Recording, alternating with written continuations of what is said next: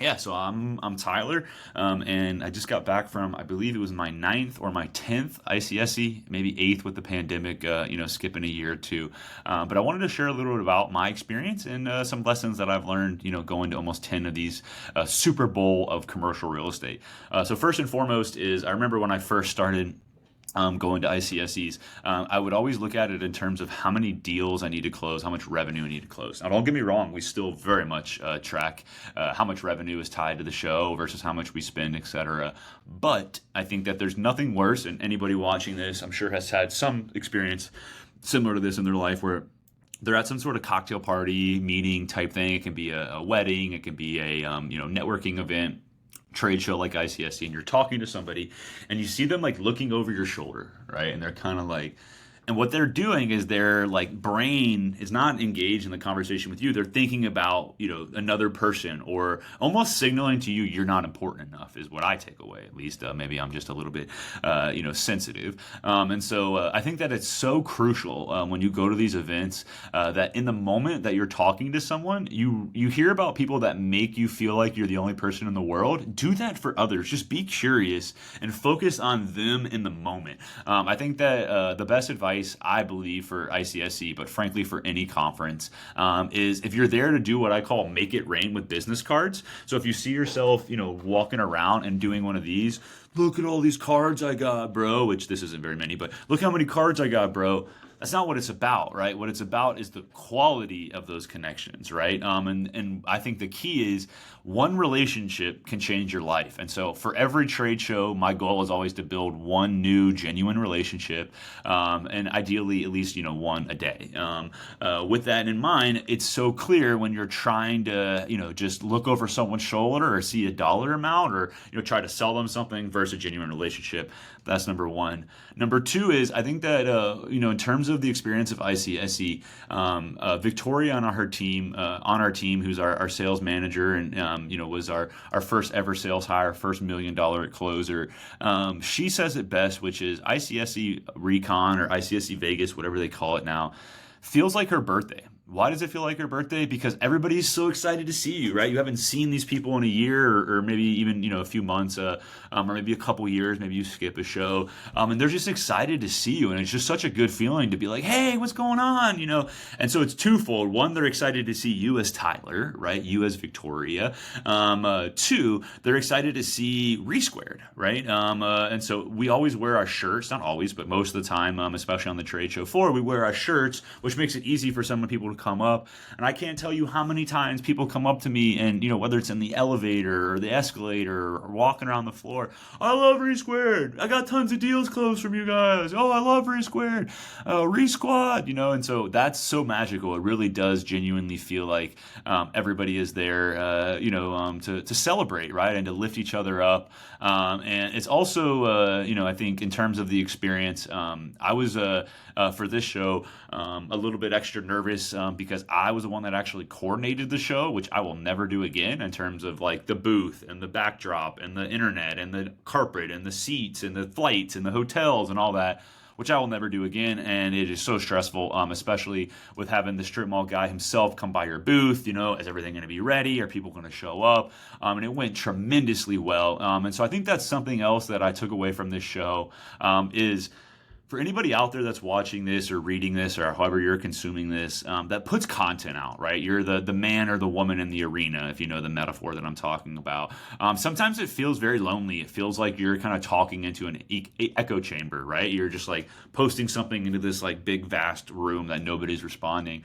And I remember, the other day, this was maybe a year ago, I was at Chipotle and I ran into a guy and he's like, "Dude, I love your content on Chipotle." I'm like, "Matt, I haven't seen you in forever. Could you maybe like one of my posts, bro? Like, give me a little love here, And so for Vegas, it was astonishing to see at the level of the frankly the fandom and the value that Don and the strip mall guy has provided through his content.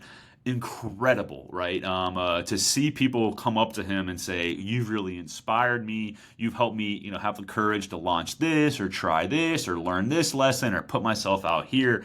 Just amazing how much people really care, right? And how much of an impact all of his tweets, 30,000 plus tweets has had on people was amazing. And I got to see that firsthand. And I've got to experience tiny elements of that where people come up to me and say that they love my content, but very, not very often. And when it does, it means the world to me. And so it was just so cool to see the relationships and the genuine value that Don has built. And some of these people he's never even spoken to. Most of these people he's never even spoken to.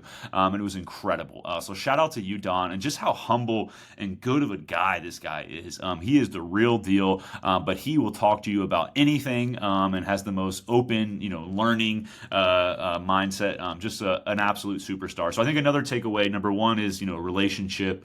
Number two is it feels like your birthday. Number three is how online content really impacts people more than you realize as the person posting it. Number four, I think, is like the team building, right? Not everybody, has the luxury of working in the same room with their team, and we're obviously a part of that. And so it was my first time meeting two of our team members, AJ and Glenn, who were great. It was just so fun to get to know them on a human level, have some fun, introduce them to clients, watch them kind of on the wild, if you will. And so that was really, really magical. And I think that, in terms of Vegas, from my experience, I really love, my favorite thing to do at any kind of in-person events is to kind of play a game with myself and kind of a little bit with the person I'm talking to, which if anybody listening to this has ever watched The Office, there's an amazing scene where Michael Scott is trying to sell a big city on becoming their like paper vendor, right? If I'm not mistaken.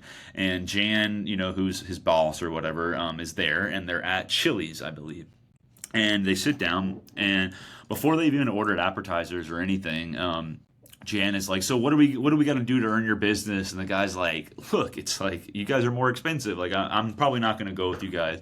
And as she's trying to sell him, like right in 2 seconds in the meeting, Michael's like, "Oh, let's all order an awesome blossom and let's just chill," And so what I'm getting at is, can you not talk about work?